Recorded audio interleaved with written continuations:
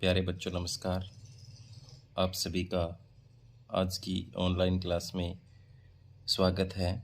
आज हम करने वाले हैं प्रश्नावली 4.4। तो 4.4 का पहला सवाल आपके सामने, निम्न द्विघात समीकरणों के मूलों की प्रकृति ज्ञात कीजिए। यदि मूलों का अस्तित्व हो तो उन्हें आप ज्ञात भी करेंगे। तो पहला भाग हम इसका देखते हैं। यहाँ पर क्या है, 2x की 2 माइनस 3x प्लस 5। इसका हम डिस्क्रिमिनेंट यानी डी ज्ञात करेंगे, पहले विविध कर ज्ञात करेंगे। तो वो ज्ञात करने के लिए हमें ए चाहिए। ए क्या होता है, x की 2 का गुणांक, यहाँ कितना होता है 2। और b क्या होता है यहाँ पर x का गुणांक तो -3। c क्या होता है, अचर पद कितना है 5। अब हम इसका क्या करेंगे, डी ज्ञात करेंगे। तो डी ज्ञात करने के लिए क्या होता है, हमारे पास फॉर्मूला b की 2 -4 AC होता है। ठीक है, तो यहाँ पर d बराबर b कितना है -3, इसका वर्ग लिखेंगे। -4 गुणा a का मान 2 और c का मान कितना 5, ऐसे लिखेंगे। अब इसको हल करेंगे, -3 को 2 बार गुणा करेंगे 9। यहाँ पर 5 दूनी 10, 10 चौका 40। तो यहाँ जो है आप देखो कितने बच गए, -31 बच गए। अब जो d का मान जो है वो 0 से कम आ रहा है। d का मान किससे कम आ रहा है, 0 से। अगर d का मान 0 से कम आए तो उस के मूलों का अस्तित्व नहीं होता। यहाँ d का मान 0 से कम है, 0 से कम है, तो वास्तविक मूलों का अस्तित्व नहीं है। वास्तविक मूलों का अस्तित्व नहीं है। ठीक है, तो इस तरह से हमें डी ज्ञात करना है। तो अब देखते हैं हम इसका दूसरा भाग आगे। दूसरे भाग में क्या है, यहाँ लिखता हूँ दूसरा भाग। दूसरे में है समीकरण 3x की 2 -4 वर्गमूल 3x प्लस 4 बराबर 0। उसी तरीके से ए लिखेंगे। तो ए क्या होता है, x की 2 का गुणांक कितना है 3। b लिखेंगे कितना है -4 वर्गमूल 3। c लिखेंगे कितना है 4। ठीक है, c लिखेंगे 4 है। d ज्ञात करना है। d ज्ञात करने के लिए क्या, वही फॉर्मूला b की 2 -4 AC। तो यहाँ b कितना है -4 वर्गमूल 3, इसका स्क्वायर -4 AC है। तो 4 गुणा में a का मान 3 है और c का मान 4 है। तो अब देखो यहाँ पर वर्गमूल 3 को 2 बार गुणा करेंगे, कितना आएगा 3 ही आएगा। 4 को 2 बार गुणा करेंगे, 4 चौके 16, 16 3 48, और माइनस को 2 बार गुणा होगी तो प्लस हो जाएगा। यहाँ पर कितना आएगा 48। अब देखो 4 3 12, 12 चौका 48, 48 में से 48 गए 0, यानी डी का मान जो है वो 0 आ गया। जब डी का मान 0 आता है डिस्क्रिमिनेंट का, तो इससे के वास्तविक मूल जो होते हैं वो बराबर होते हैं। यहाँ पर मूलों का अस्तित्व है।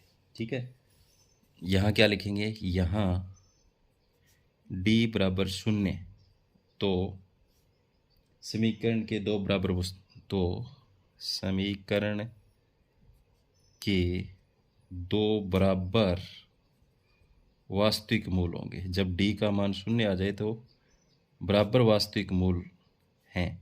तो ज्ञात करने के लिए हम क्या करेंगे, द्विघाती सूत्र का प्रयोग करेंगे। द्विघाती सूत्र से ज्ञात करेंगे।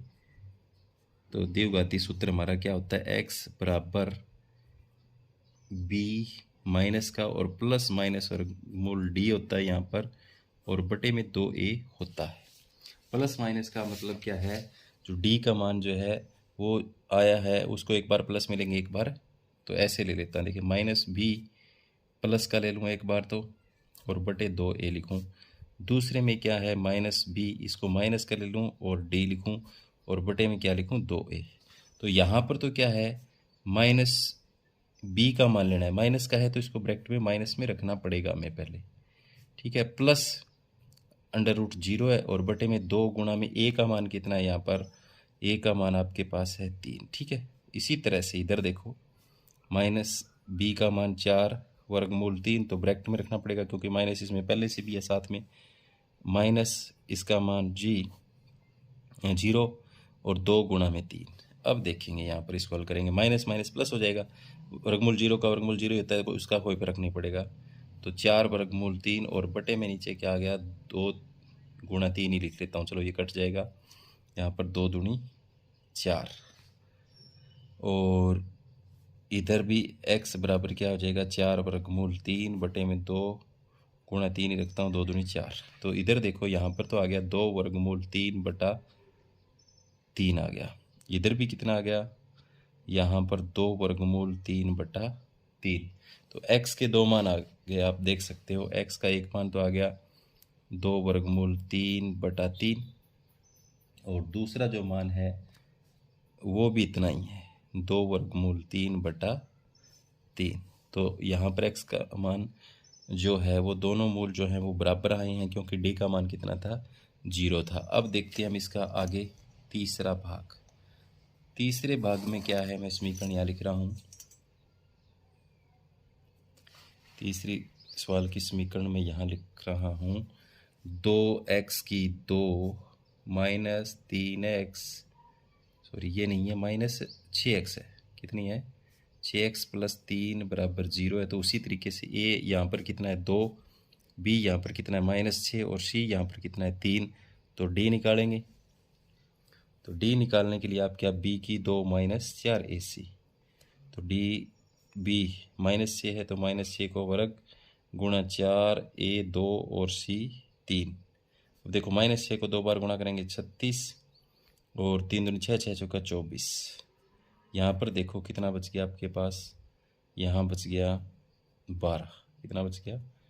तो d का मान जो है वो अब की बार जो है वो 0 से बड़ा आया है। वहाँ तो क्या था, बराबर था, अब बड़ा आता है 0 से तब उसके वास्तविक मूलों का अस्तित्व होता है और वो अलग अलग होते हैं। यहाँ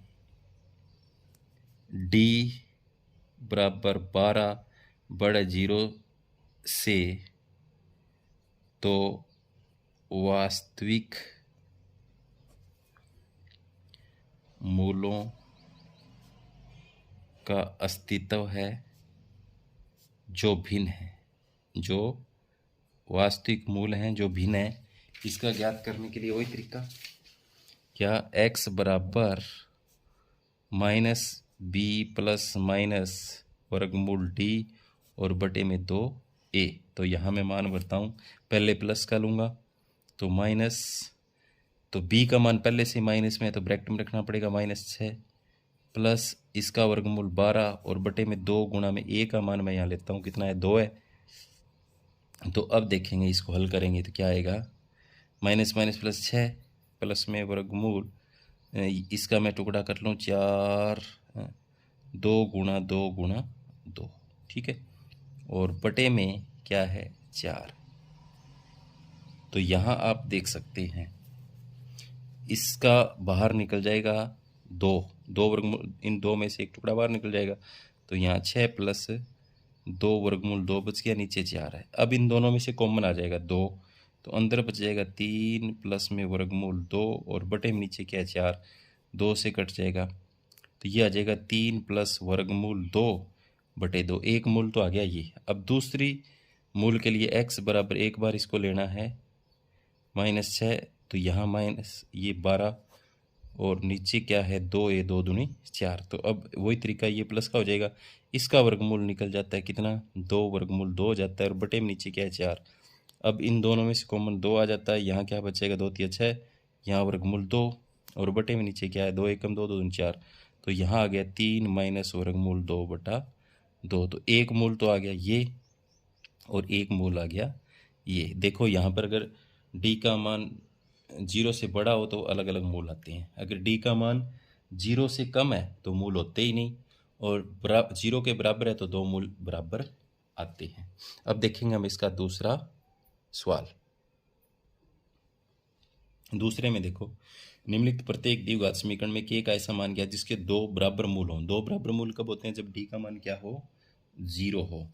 तो पहला भाग मैं यहाँ लिख रहा हूँ 2x² प्लस kx+3 बराबर 0। अब यहाँ देखो क्या लिखेंगे, a का मान कितना है? 2 है, b का मान कितना है? k है, c का मान कितना है? 3 है। तो यहाँ हमें पता है मूल बराबर हैं। कैसे हैं? बराबर हैं। तो d बराबर 0, तो इसको कैसे लिखते हैं? b² -4 ac बराबर हम क्या लिख सकते हैं? 0 लिख सकते हैं। ठीक है, b² का मान हम क्या भरेंगे? k, तो k का स्क्वायर हो जाएगा -4 गुणा में a का मान कितना है? 2 और गुणा में c का मान कितना है? 3। c का मान कितना है यहाँ पर? 3 है। तो ये हो जाएगा, देखो 3 दूनी 6, 6 चौका 24, तो यहाँ हो गया k² -24, इसका बराबर 0 है ही, तो ये इधर चला जाएगा। क्या हो जाएगा? k² बराबर 24 हो जाएगा।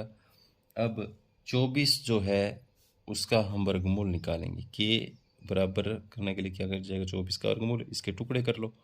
टुकड़े करेंगे तो क्या हो जाएगा? यहाँ पर टुकड़े करने पर 2 गुणा हमारे पास 2 दूनी 4,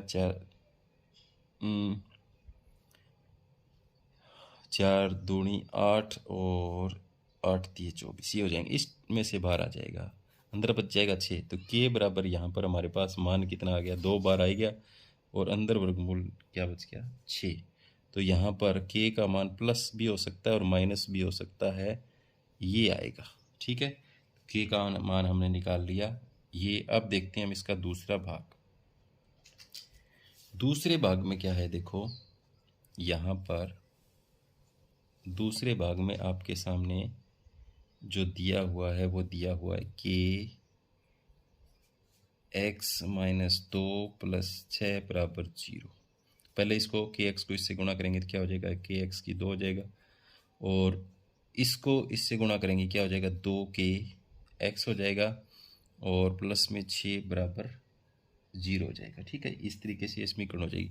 यहाँ पर a जो है वो तो आपके पास k हो जाएगा, b जो है वो -2k होगा। कितना होगा? -2k। c जो होगा वो कितना? 6। यहाँ बराबर मूल है, हमें पता है तो d का मान कितना मानेंगे? 0। तो वही b² -4 ac बराबर 0। तो b की जगह क्या भरेंगे? -2 k इसका स्क्वायर -4 गुणा में a की जगह कितना भरेंगे? k, और यहाँ c की जगह 6 बराबर क्या है? 0। इसको 2 बार गुणा करेंगे 4 और k², ये हो जाएगा 4 6 24 k बराबर 0। इन दोनों में से कॉमन आ जाएगा 4k। क्या कॉमन आ जाएगा? 4k कॉमन आ जाएगा।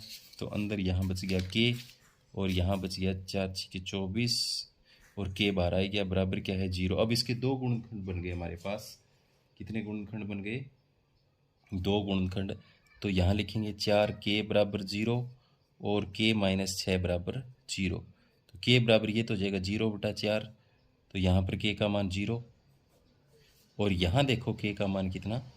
6। इधर जाएगा तो k का मान 6, तो ये मान लिया जाएगा, 0 तो लिया नहीं जाएगा। k का कितना मान आ गया हमारे पास?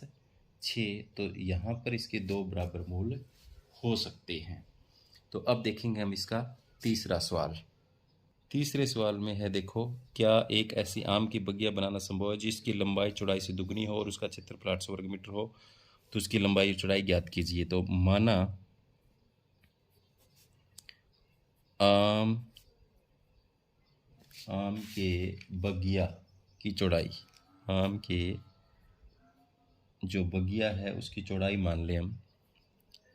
बगिया की चौड़ाई कितनी मान लें? x metre. ठीक है, और आपको पता है लंबाई जो है वो क्या है? लंबाई चौड़ाई से दुगनी है, तो दुगनी हो जाएगी 2x मीटर हो जाएगी। ठीक है, तो क्षेत्रफल का क्या सूत्र होगा? लंबाई गुणा चौड़ाई।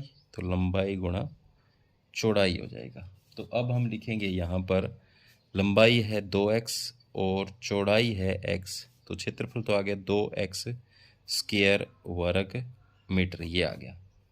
अब क्या कहता है, प्रश्नानुसार दिया हुआ है हमारे पास, प्रश्नानुसार जो क्षेत्रफल जो दिया हुआ है, देखो उसका क्षेत्रफल 800 वर्ग मीटर है, तो 2x का स्क्वायर बराबर कितना है 800, तो 2 इधर जाएगा, एक्स स्क्वायर बराबर 800 बटा कितना आ गया, 2 से काटेंगे कितने पर कट गया 400, तो एक्स स्क्वायर बराबर 400 आ गया। तो इसको ऐसे भी लिख सकते हैं, एक्स स्क्वायर बराबर 200 का 20 का स्क्वायर होता है, किसका स्क्वायर 20 का, वर्ग से वर्ग कट गया, एक्स बराबर कितना आ गया 20, एक्स का मान यहाँ पर कितना आ गया 20 आ गया। तो उसकी लंबाई जो है वो आ गई हमारे पास, लंबाई तो आ गई कितनी, सॉरी चौड़ाई, तो यहाँ चौड़ाई आ गई कितनी, चौड़ाई आ गई 20 मीटर, और लंबाई जो है वो इसकी दुगनी है, तो कितनी आ गई 40 मीटर।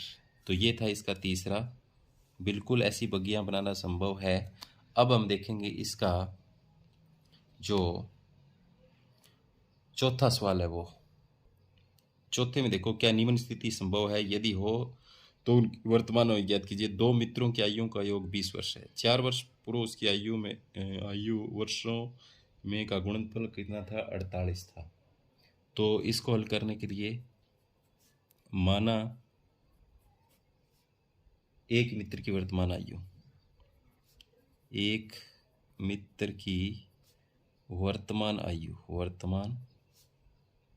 आयु हम मान लेते हैं x वर्ष, दूसरे मित्र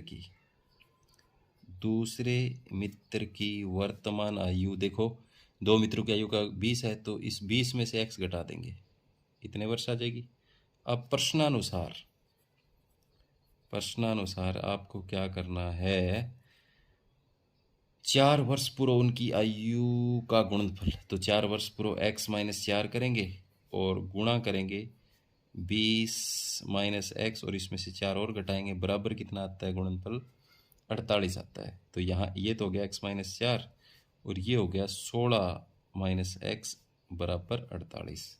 अब इनकी अगर गुणा करें हम तो ये हो जाएगा 16x, 16 किससे करें तो क्या हो जाएगा, 16 चौका, यहाँ x माइनस 4 है तो 64। अब इस x की करेंगे तो ये हो जाएगा, माइनस की है तो x की 2, माइनस माइनस प्लस 4x बराबर कितना है 48। अब यहाँ देखो, इसमें हल करेंगे, इसको इधर ले जाएंगे हल करते टाइम, x की 2 इधर जाएगा तो प्लस का हो जाएगा, 4 और 16 20 हो गए ना, 20 x, तो 20 इधर जाएगा, किसका हो जाएगा माइनस का 20x, इधर पहले से 48 बैठा है, 64 और जाएगा, और 64 इधर और जाएगा, मैं बराबर लिख देता हूँ यहाँ 0, तो x की 2 माइनस 20x, x की 2 माइनस 20x, और 48 और जो 64 है वो कितने हो गए आपके, वो हो गए प्लस के 112 बराबर 0।